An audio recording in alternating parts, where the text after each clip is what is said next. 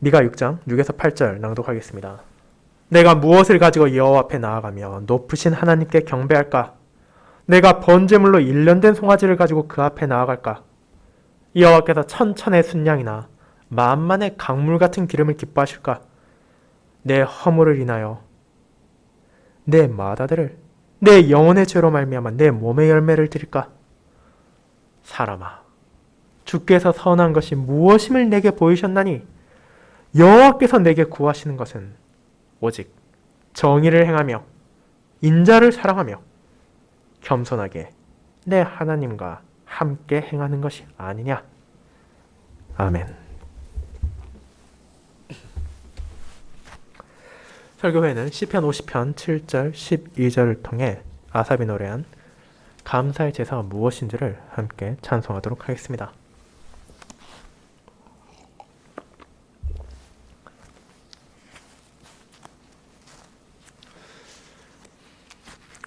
사랑하는 주 예수 그리스도 안에 있는 형제 자매님들, 아마도 저나 여러분이 법정에 실제로 가볼 일은 매우 드물겠지만 그럼에도 불구하고 다양한 매체와 방식을 통해 재판장에서 과연 어떤 일이 일어난지에 대해서는 대략적인 지식은 가지고 있습니다.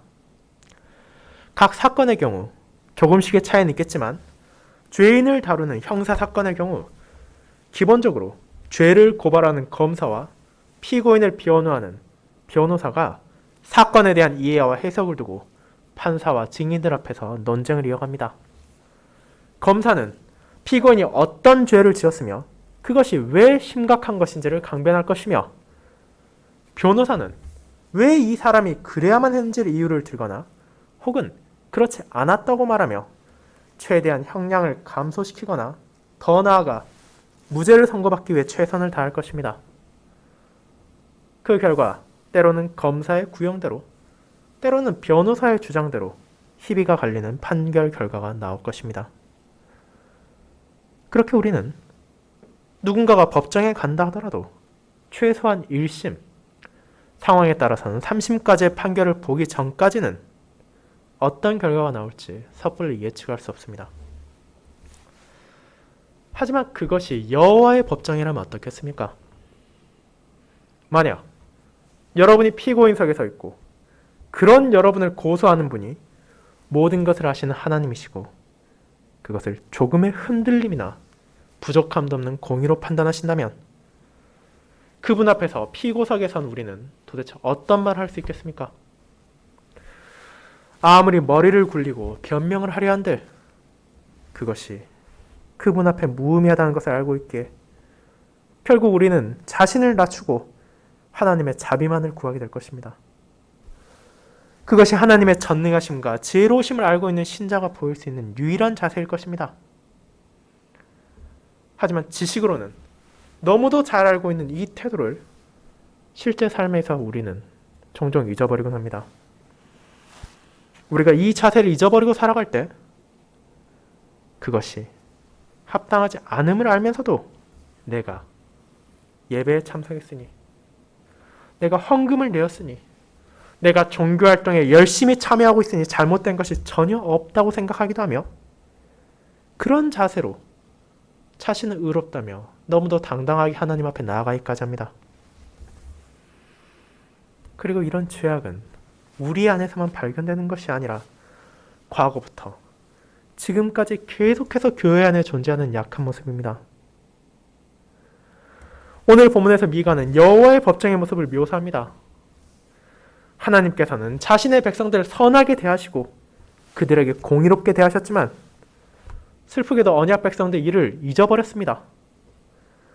그들은 주님께서 진정으로 요구하시는 것이 무엇인지를 알려하지 않았으며 도리어 자신들의 방식을 거부하신 하나님 향해 저항하고 그분을 향해 비아냥거리기까지 한다는 것을 우리는 보게 됩니다.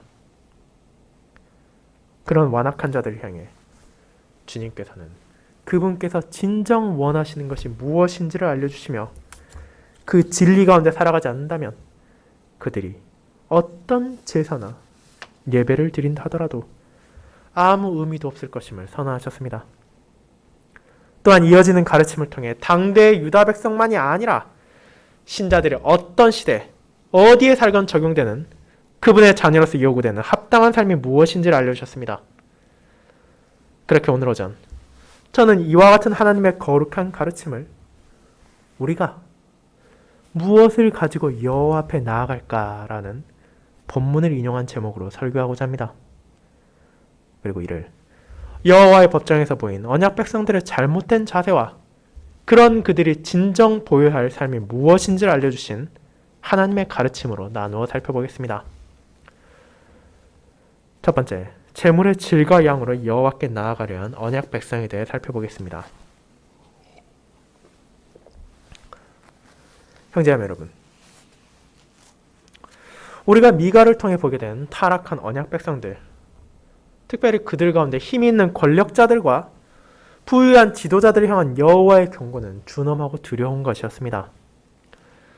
밤낮 없이 죄악에 탐닉하며 살아가면서도 자신들의 잘못을 깨닫지 못한 이들에게 주님께서는 그분의 공의를 들으셨으며 거짓 선지자들이 아무리 목이 터져라 평안을 외치고 예루살렘이 여기에 있고 다윗의 왕가가 우리를 다스리고 있고 성전이 있으니 하나님께서는 우리와 항상 함께 하신다 말한다 하더라도 그들이 먼저 여호와께 등을 돌렸으며 하나님께서도 그런 죄인들을 외면하실 것임을 선포하셨습니다.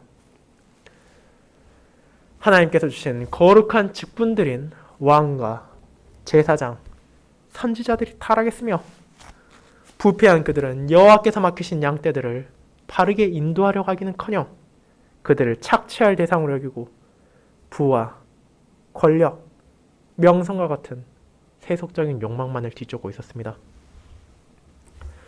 그런 상황에서 하나님께서는 미가를 유다에 보내셨습니다. 성령 하나님의 역사하심으로 말미암아 정의와 용기가 충만해진 그는 자신을 향한 비난과 멸시를 두려워하지 않고 담대하게 주님의 말씀을 전했습니다. 그리고 이는 죄에 대한 심판과 남아있는 신실한 자들을 향한 구원의 약속을 반복하여 강조함으로 전해졌습니다. 이를 통해 여호와의 말씀을 듣는 모든 이들은 하나님의 공의로운 심판이 자신들과 한 민족이었던 북이스라엘에서만 멈추는 것이 아니라 지금 그들이 거주하는 유다에도 찾아올 것이며 그날이 되면 예루살렘의 성벽도 다윗의 왕궁도 심지어 주님께 바쳐진 거룩한 성전까지도 무너지고 초토화될 것임을 깨닫게 되었습니다. 그러나 동시에 베들레헴 에브라다에서 태어날 약속된 왕의 통치 가운데 언약 백성들은 다시 회복될 언약 공동체를 맞이하게 될 것이며 이제 그분 안에서 참된 평강이 무엇인지를 누리게 될 것입니다. 메시아를 통한 구원의 약속은 언약 백성들이 아수르의 침공을 견딜 수 있게 하는 소망을 주었으며 바빌론에서의 포로기를 보내면서도 언젠가는 하나님의 뜻이 성취되어 그들이 돌아갈 수 있다는 위로를 받을 수 있게 했습니다. 그리고 약속된 왕으로 오신 그리스도께서는 아버지께서 약속하신 것처럼 자신의 백성들을 온 세상으로부터 모으셨으며 아수르보다도 비교할 수 없을 정도로 강력한 마귀와 죽음의 권세를 꺾으심으로 자신의 양떼를 보호하시고 건져내셨습니다. 그런 주님의 통치는 폭군의 압제가 아니라 선한 목자의 목축으로 요약되는 것이며 그분의 돌보심을 받는 백성들은 현실의 고난과 환란이 주님 안에서 주어진 구원의 약속을 끊어낼 수 없음의 위로를 받으며 이제 어떤 상황에서도 그분께서 다시 오실 날을 간절히 소망할 수 있게 되었습니다. 그와 같은 메시아의 통치에 대해 알려준 5장을 지나 이제 우리가 읽은 6장은 새로운 주제를 알려줍니다. 이제 여호와께서는 다시 한번 자신의 백성들을 공의로운 법정 앞에 부르십니다. 미가라는 전달자를 통해 여호와께서는 백성들을 향해 산과 작은 산들 그리고 땅이 증인으로 둘러싼 재판장에 너희가 서게 되었다는 것을 알려주시는 것입니다. 예루살렘 근교에 위치한 시온산을 비롯하여 유다에 있는 수많은 산과 땅들이 증인석에 서 있는 이유는 분명합니다. 그 모든 피조물들이 비록 입이 없어 말은 하지 못할지언정 이스라엘 백성들이 광야를 거쳐 약속의 땅에 도착한 그때로부터 지금 심판을 앞두고 있는 시점까지 무엇을 행하고 어떻게 살아왔는지를 다 알고 있기 때문입니다. 그렇게 지금 하나님께서는 그분의 법정에서 그 어떤 거짓도 통하지 않는 분명한 증인들을 옆에 두고 이스라엘인들을 고소하시는 것입니다. 이 재판의 시작을 여는 것은 여호와 하나님 그분의 변론입니다. 그분께서는 먼저 자신의 백성들을 향해 내가 너희를 어떻게 대했는지 알려주십니다. 그분께서 유대인들에게 어떤 심각한 잘못을 범했습니까? 그분께서 먼저 언약을 깨시고 이스라엘 백성들을 향해 악을 범하셨기에 유다의 지도자와 백성들이 어쩔 수 없이 그분에게서 등을 돌리고 우상을 향해 도움을 청하며 나아간 것입니까? 그렇지 않습니다. 주님께서는 내가 대체 무슨 일로 너희를 괴롭게 했냐고 물으시며 그들의 하나님으로 베푸신 은혜가 무엇인지를 상기시키십니다. 그들의 선조들이 애굽 땅에서 종노릇 하며 지내던 때 그들의 신음과 외침을 들으시고 응답하신 분이 누구십니까? 모세와 아론, 미리암을 보내사 이스라엘인들을 돌보시고 광야의 길을 보호하신 분이 누구십니까? 발람을 통해 이스라엘인들을 저주하려고 한 발락의 계획을 꺾으시고 도리어 축복을 베푸신 분이 누구십니까? 이스라엘인들이 광야 생활을 마침내 끝나고 요단을 건너기 전에 시딤과 그것을 건넌 후에 길갈까지를 통해 그들을 살피신 분은 누구십니까? 바로 여호와 하나님이시지 않습니까? 그분께서 자신들에게 베푼 은혜를 기억한다면 그 누구도 하나님 앞에 불평과 불만을 늘어놓을 수 없을 것이며 감히 그분을 떠나 살아간다는 것을 상상조차 할 수 없을 것입니다. 여호와께서는 언제나 공의롭게 자신의 백성들을 대하셨으며 결코 악이나 증오로 그들을 압제하지 않으셨습니다. 그러나 3절에서 나타나듯이 유대인들은 그런 그분을 어떻게 보았습니까? 그들은 하나님을 그저 자신들을 괴롭게 하는 분으로 생각했습니다. 하나님께서 그토록 많은 사랑을 베푸셨으나 이제 그들은 배은망덕하게 그분을 원망하며 그분의 거룩한 가르침과 뜻을 자신들을 힘겹게 하는 짐으로 여긴 것입니다. 그렇게 여호와께서는 그들에게 기억하라고 말하십니다. 그분께서 베푸신 것을 잊지 말고 너희 선조들과 너희 자신이 경험한 은혜를 떠올리라고 말입니다. 그들이 그렇게 한다면 진정 하나님께서 그들을 가혹하게 대하신 것이 아니라 언제나 공의롭고 언제나 신실하게 자신들에게 다가오셨음을 알 것이기 때문입니다. 이제 그와 같이 여호와 하나님께서 자신의 결백함을 증거하신 후 이어지는 본문인 6절을 보게 됩니다. 하나님께서 그토록 공의로우셨다면 반대편에 서 있는 백성들은 어떻습니까? 그들은 진정 하나님의 공의를 반영하고 있었습니까? 하나님이 결백한 것처럼 우리도 결백하다고 무죄를 주장할 수 있었습니까? 안타깝게도 그렇지 못함을 우리는 잘 알고 있습니다. 여호와의 정의를 모르는 왕과 통치자들의 어리석음은 이미 대부분의 백성들에게까지 악영향을 미쳐 순식간에 퍼져나가고 있었기 때문입니다. 그렇다면 이제 하나님께서 그분의 공의로움을 주장하실 때 그들은 어떻게 변론합니까? 그들의 반응은 놀랍게도 우리의 예상과는 전혀 다른 것입니다. 하나님의 공의를 망각한 자신들의 어리석음을 고백하고 그분 앞에 엎드려 자비를 구하는 것이 아니라 우리는 아무런 잘못도 없다고 그분을 향해 항변할 뿐 아니라 하나님을 비아냥거리기까지 합니다. 미가는 이제 유대인들이 마음속에 품고 있는 생각이 무엇인지를 말합니다. 그들이 어떻게 하나님을 짐으로 여기고 자신들을 괴롭게 하는 분이라고 생각하는지에 대한 근원이 이제 그들의 항변 가운데 드러나는 것입니다.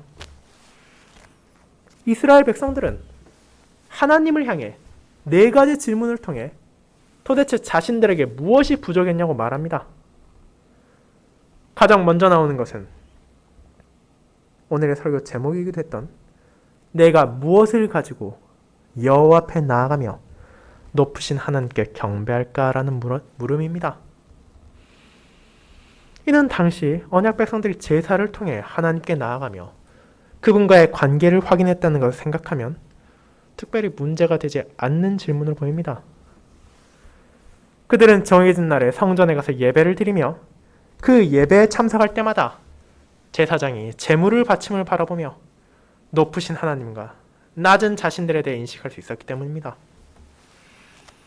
하지만 여기서 문제는 바로 무엇을 가지고라는 부분입니다. 그 무엇이 대체 어떤 것들을 가리키는지 이어지는 질문들을 통해 그들의 잘못을 보여주기 때문입니다. 내가 번제물로 1년 된 송아지를 가지고 그 앞에 나아갈까라는 질문은 하나님 향해 다음과 같이 말하는 것입니다. 아니 대체 우리가 무엇을 잘못했습니까? 하나님께서 바치라고 하신 번제물을 우리가 충실하게 바치고 있지 않습니까? 귀한 1년 된 송아지를 아끼지 않고 제사를 드리는데 가지고 갔는데 아니 그것으로도 모자랍니까? 그렇다면 하나님께서 원하시는 번제물은 대체 무엇인지 말이나 해보십시오. 분명 그들이 말하는 것처럼 1년 된 송아지를 번제물로 바치는 것 자체는 아무런 문제도 없습니다. 이는 하나님께서 모세를 통해 이스라엘에게 준 제물의 종류 가운데 하나이기 때문입니다. 하지만 문제는 송아지 그 자체가 아니라 그것들을 가지고 나온 이들의 태도와 자세라는 것을 우리는 보게 될 것입니다. 세 번째 질문은 여호와께서 천천의 순양이나 만만의 강물 같은 기름을 기뻐하실까라는 것입니다. 이 표현은 당연하지만 아주 과장된 것입니다. 솔로몬의 성전 봉헌과 같이 아주 특별한 시기에 수만 마리의 소와 수십만의 양과 염소들이 바쳐진 일이 있었지만 그와 같은 일들은 특별한 것이고 일반적으로 한 개인들이 쉽게 감당할 수 있는 재물도 아닙니다. 그럼에도 불구하고 그들은 왜 이런 말을 하는 것입니까? 이는 자신들의 기준으로 하나님을 바라보는 것입니다. 그들이 밤낮 없이 궁리하던 것은 어떻게 해야 더 많은 재산, 더 많은 가축을 얻을 것인지에 대한 것임을 우리는 이미 앞선 미가의 예언에서 확인했습니다. 그렇게 지금 하나님을 향해서도 아니 하나님께서 요구하신 재물을 우리가 이미 바치고 있는데 뭐가 불만이냐며 혹시 더 많은 재물을 받아야만 기뻐하시겠냐고 비아냥거리는 것입니다. 그들은 셀 수도 없을 정도로 많은 양과 강물처럼 흘러가는 기름을 바쳐야만 흡족하실 거냐 물으며 자신들의 잘못이 무엇인지도 생각하지 않은 채 그저 양만 늘리면 되냐고 항변하는 것입니다. 거기서 더 나아간 마지막 질문은 다음과 같습니다. 내 허물을 위하여 내 맏아들을 내 영혼의 죄로 말미암아 내 몸의 열매를 드릴까? 이것을 얼핏 보면 아주 겸손한 자세로 보일지도 모릅니다. 마치 그들이 자신 안의 허물과 죄를 깨끗하게 인정하는 것처럼 보이기 때문입니다. 하지만 그 죄를 인정한다고 말하며 그들이 이어서 말하는 것은 무엇입니까? 이제 알았으니 그럼 뭘 더 드리면 되겠습니까? 뭘 바쳐야 만족하시겠습니까? 수많은 양과 헤아릴 수 없는 기름도 모자라다면 양이 아니라 우리가 더 좋고 흠이 없는 깨끗한 재물, 아니 아예 우리의 아들들을 바치면 그제야 기뻐하시겠습니까? 이렇게 말하며 마치 욕심 많은 상대를 대하는 것처럼 하나님께 나아가고 있습니다. 자신들은 하나님께서 주신 소명에 조금 더 부족함 없이 전심으로 노력하고 있는데 여호와께서 어찌나 탐욕적이신지 도무지 만족을 못하신다고 뻔뻔하게 얼굴에 철면피를 깔고 발언하는 것입니다. 그들이 말하는 마다들과 몸의 열매는 동일한 대상인 자녀들을 가리킵니다. 지금 유대인들은 마치 아브라함이 이삭을 바치려 했던 것처럼 우리가 아들을 번제로 바쳐야 기뻐하시겠냐며 하나님을 향해 강변합니다. 그러나 정말 그들이 자신들을 아브라함과 비교할 수 있습니까? 아브라함의 경우는 너무도 특별하여 일반화될 수 없는 상황이며 심지어 그때조차도 하나님께서는 이삭을 실제로 죽이게 하신 것이 아니라 스스로 제물을 주어 그의 아들의 생명을 보존해 주셨습니다. 그리고 이후 자신의 백성들을 향해 가나안의 우상을 섬기는 자들처럼 자녀들을 번제로 바치는 행위를 분명하게 금지하셨습니다.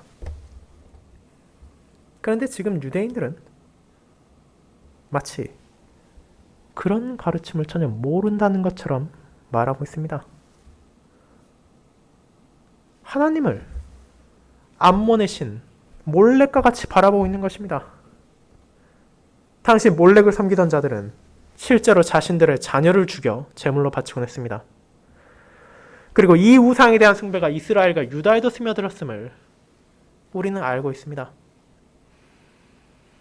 심지어 왕이었던 아하스조차도 자신의 아들을 제물로 불살라 죽였고 예레미야 역시 그와 같은 인신공양이 언약 백성들의 가운데 자리 잡음을 강하게 비판했기 때문입니다. 하나님께서 이미 금지한 죄를 범하면서도 그들은 여호와를 마치 자녀를 바쳐야 만족하는 우상처럼 생각하며 양과 기름, 송아지라도 모자라다면 이제 우리가 자녀라도 바쳐야 되냐고 강변했습니다. 자신들이 하나님을 향한 너무도 큰 열정을 가지고 있기에 자녀를 포함한 그 무엇이라도 원하기만 한다면 다 드리겠다고 자신만만하게 말하는 것입니다. 자, 그와 같은 태도가 비단 미가가 사역하던 시기에 유대인들에게서만 발견된 자세입니까? 오늘 우리가 부른 시편 50편에서 아삽은 동일한 언약 백성들의 잘못을 지적합니다. 다윗에 의해 여호와의 성전에서 찬양하는 역할을 맡은 인물 중 한 명인 아삽과 그의 후손들은 예배를 드리기 위해 나오는 자들이 어떤 태도를 가지고 있는지를 쉽게 인식할 수 있는 위치에 있었습니다. 마치 정해진 제물만 바치면 다 된 것이냐 예배에 불성실하게 참여하고 제사를 가볍게 여기는 이들이 있었습니다.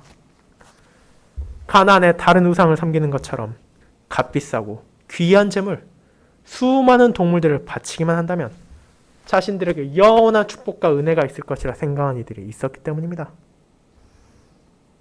하지만 하나님께서 그 모든 것들을 기뻐하지 않으심을 우리는 고백합니다.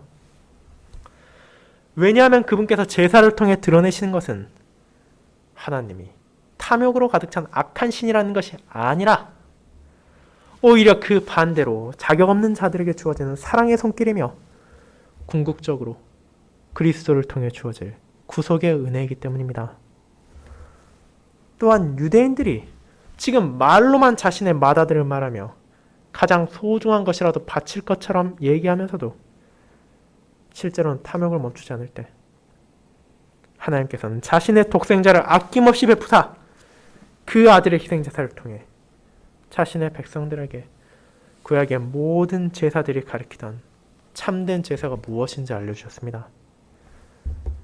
그렇게 이와 같은 진리를 백성들이 잊어버릴 때마다 하나님은 자신의 종들을 보내사 그들이 다시 그분의 은혜를 기억하고 잘못된 태도를 버리고 그 은혜 가운데 살도록 부르셨습니다. 사랑하는 형제자매 여러분, 우리가 현실을 바르게 인식한다면 이런 잘못된 생각이 조금씩 변형되어 오늘날의 교회까지에도 퍼져 있다는 것을 고백할 것입니다. 우리는 종종 신자들이 하나님을 향해서 내가 이렇게 헌신하고 내가 이렇게 열정적으로 섬기는데 왜 은혜를 주지 않냐고 불평하는 것을 볼 수 있으며 자신들의 잘못을 겸허히 인정하기보다는 외적인 형식을 다 지켰으니 스스로를 의롭다 생각하는 오만한 자세를 경험하기도 합니다. 심지어 개혁교회 안에서도 그 위험은 분명 현실입니다. 우리가 사용하는 예전과 찬송은 수많은 신학자와 목회자들이 하나님의 말씀을 살펴 그분께서 기뻐하시는 예배를 드리기 위해 만들어진 것입니다. 하지만 그 목적을 잊어버린 채 형식에만 만족하고 안주한다면 이는 하나님 앞에서 항변하는 유대인들과 전혀 다를 바가 없는 것입니다. 예배의 형식과 방식이 결코 사소한 것이 아니라는 것을 우리는 제2계명의 내용을 통해 알고 있지만 그럼에도 그 속에서 드러나야 하는 가장 중요한 것은 자기 자신을 드리는 것, 자신의 마음과 의지를 바치는 것이며 이것이 없다면 이는 결국 겉만 번지르르 할 뿐 주님 앞에 어떤 의미도 가질 수 없고 그것을 통해 하나님을 기쁘게 한다거나 그것으로 하나님께 거래를 요청한다는 것은 가당치도 않습니다. 그렇게 여호와께서는 미가를 통해 이런 잘못된 자세들을 지적하시며 이제 신자들이 예배를 포함한 모든 삶에서 가져야 할 근본적인 태도, 하나님 앞에서 선한 것이 무엇인지를 알려주십니다. 그것이 우리를 두 번째 부분으로 인도합니다. 말씀 가운데 계시된 선한 것을 요구하신 여호와 하나님이 두 번째 대지입니다.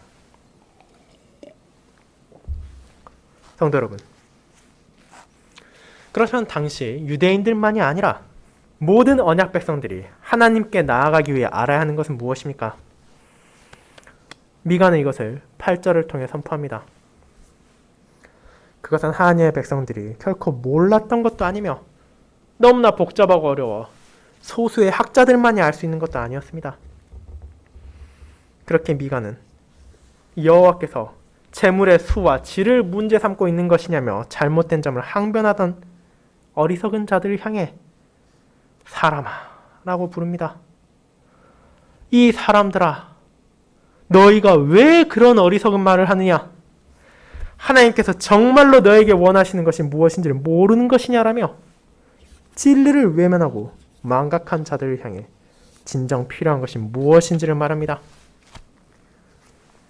그들이 잊어버린 것은 재물이 아닙니다.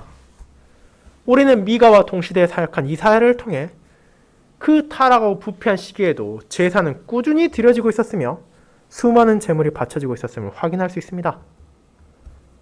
하지만 그들은 여호와의 공의를 망각하고 그분께서 이미 말씀을 통해 계시하신 선한 것이 무엇인지를 외면하고 있었습니다. 제사와 예배를 통해 하나님께 나아가는 자들이 진정으로 바쳐야 하는 마음과 뜻은 주님께서 전하신 선한 것이어야 합니다. 세상의 기준에 따르는 것이 아니라 가나안의 우상들이 요구하는 것이 아니라 주님께서는 오직 그분께서 알려주신 선을 바라신다는 것을 말하는 것입니다. 유다와 이스라엘에 가득했던 위선자들과 거짓 교사들이 외적인 예배 형식과 형식에 집착할 때 선지자는 그 모든 의식을 가지고 나올 때 무슨 자세를 가져야 하는지를 알려줍니다. 하나님 앞에서 선한 것, 바로 정의와 인자를 마음에 품고 제사를 드릴 때만이 아니라 일상에서도 증거해야 한다는 것이 바로 그것입니다. 하나님께서는 이미 자신이 얼마나 공의로운지를 알려주셨고 그분의 은혜를 받은 자들이 마땅히 그 은혜를 세상에 드려야 한다는 것을 전하시는 것입니다. 유다의 통치자들을 비롯해 수많이들이 잊고 있던 그분의 정의는 세상과 하나가 되어 적당히 살고 안락만을 추구하는 것이 아니라 때로는 불편하고 어려움이 찾아올지언정 하나님의 뜻에 따라 말과 행동을 다스리는 것이기 때문입니다.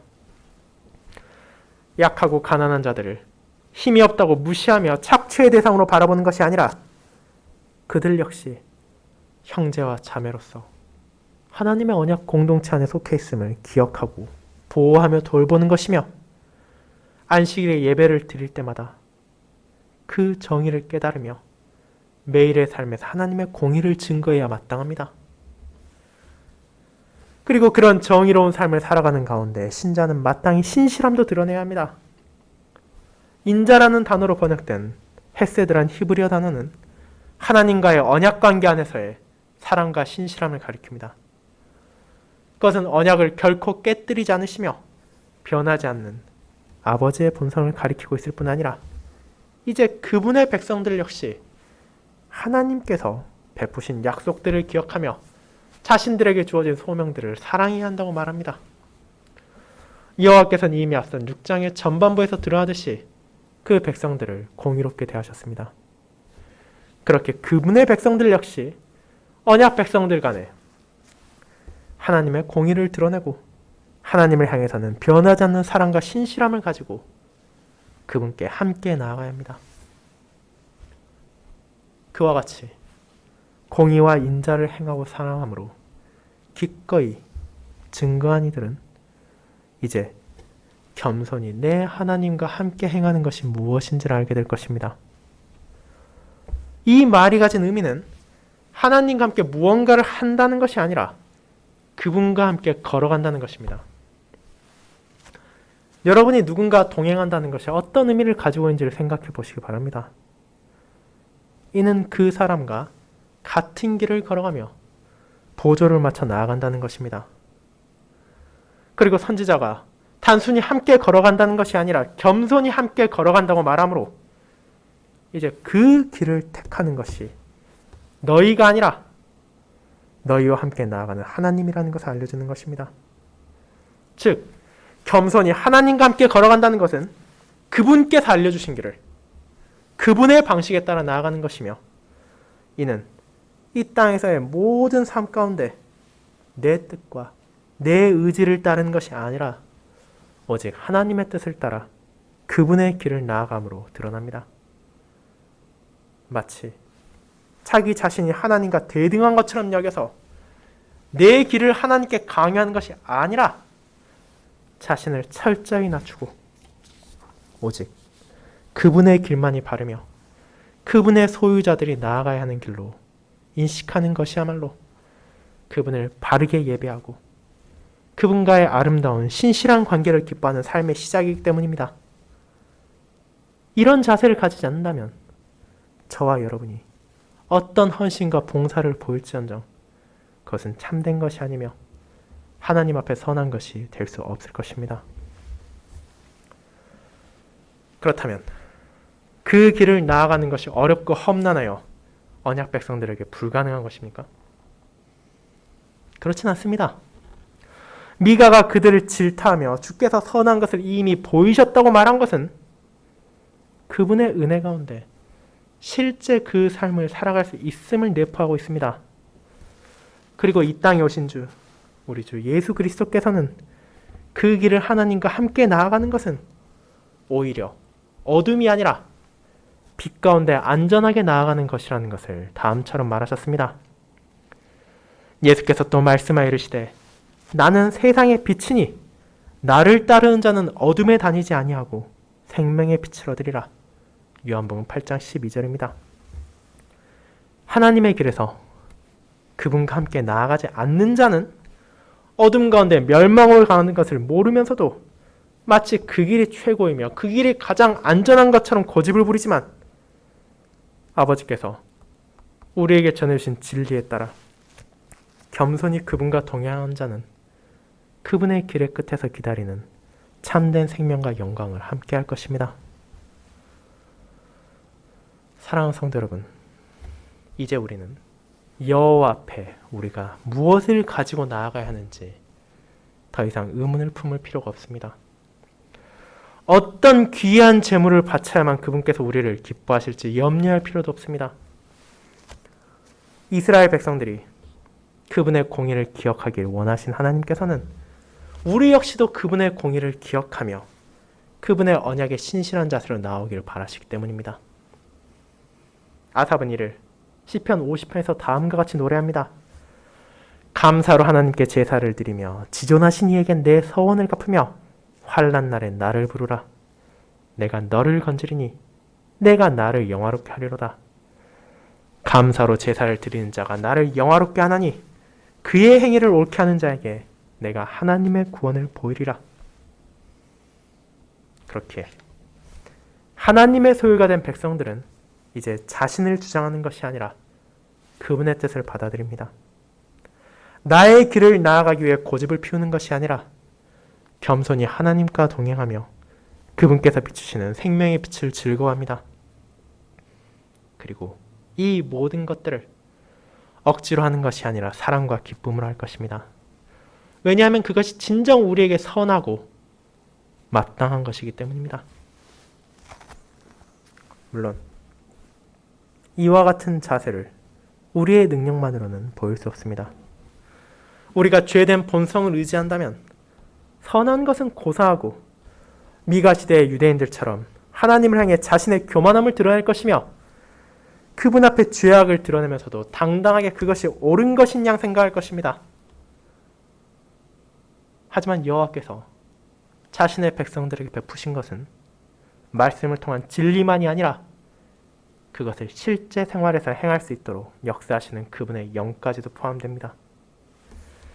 우리 안에서 역사하시는 성령 하나님을 통해 이제 신자는 예배를 드릴 때만이 아니라 자신의 모든 일상 가운데서도 진정 선한 것을 사모하며 정의를 행하며 인자를 사랑하고 하나님과 함께 동행할 수 있습니다. 우리 모두의 현실이 각각 다르고 우리를 둘러싼 상황들이 끊임없이 변하는 것처럼 보일지언정 그 모든 이들이 하나님과 걸어갈 때 우리는 함께 그분께서 보이신 선한 것을 행하며 살아가는 것입니다. 그렇게 이번 한 주 여러분의 삶에서 이 정의와 인자를 보이시기 바랍니다. 그리고 그와 같은 삶을 통해 여러분을 둘러싼 세상에 하나님과 함께 걸어가는 자의 공의와 사랑을 밝혀주시길 바랍니다. 아멘.